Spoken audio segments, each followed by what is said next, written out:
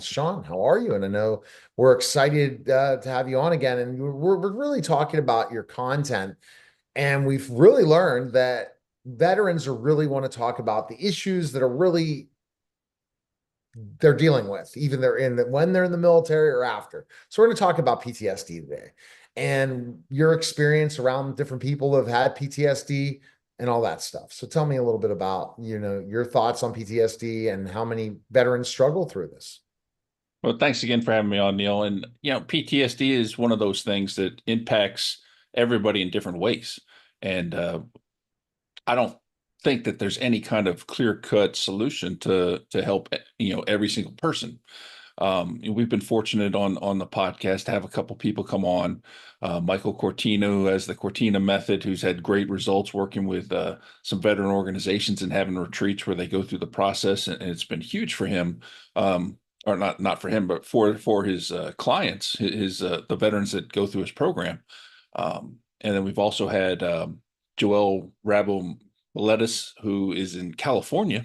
She is another psychotherapist who works a lot with veterans, and she's had a lot of success helping them work through different things. And it's interesting to hear the different ways that people attack this problem.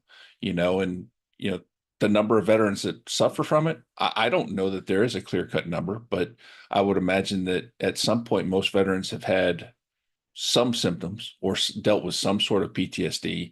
I used to refer to it as short-term PTSD. Like after my first deployment, we got rocketed a lot. So you come back and every loud noise makes you jump a mile, and that lasts a couple months until you get back into the swing of things and everything. And, so to me, it was always some sort of temporary thing. But who knows? I'm not a doctor. I'm not, I can't diagnose you. So who knows how bad, maybe I'm really, really suffering from it. Who knows? So this is the challenge is it mirrors so many different things. It could mirror ADHD.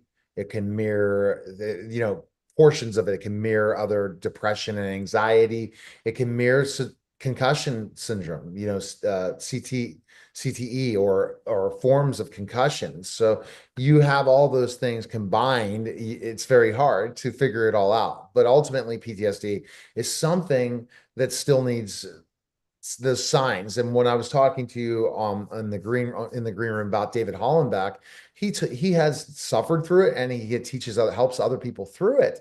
And it's debilitating. It can really change who you are in seconds after the ups and downs are crazy.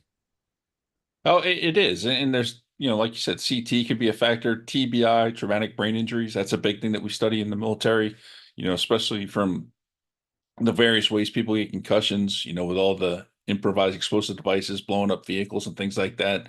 People have really, the TBI thing has become a big deal within the military and, studying that and trying to figure out, how we help that part of the community.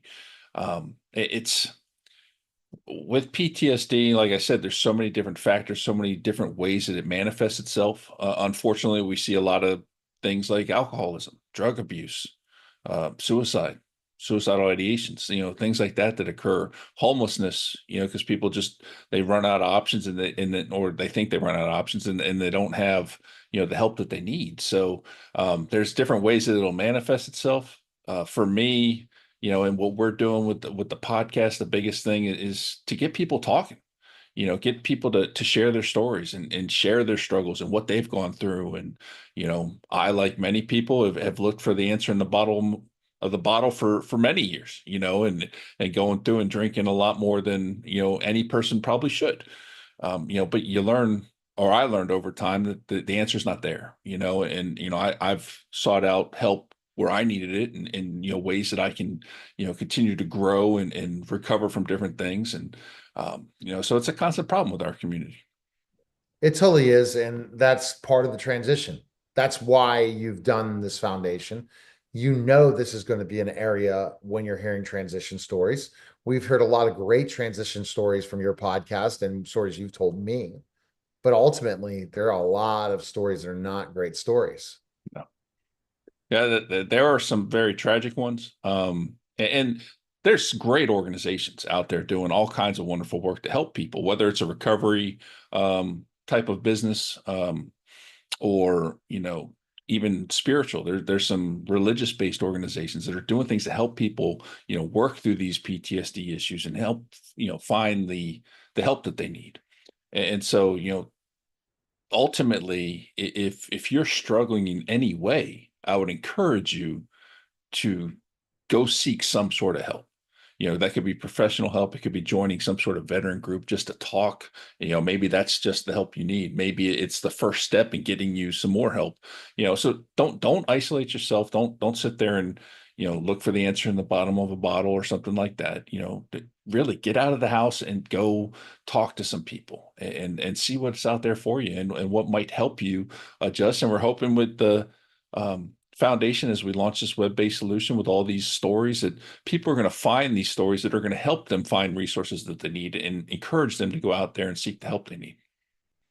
Best place to go, Sean. VetSOSpodcast.com. You can find everything there, all the social media, all the links to the podcast, everything's right there. And if you're on TikTok, comment, make sure you go ahead and comment and make sure that you let us know what topic is really facing veterans today. We could talk about jobs is one of them and just different topics, and we'll look forward to next week's conversation. Take care, Sean. Outstanding. All right.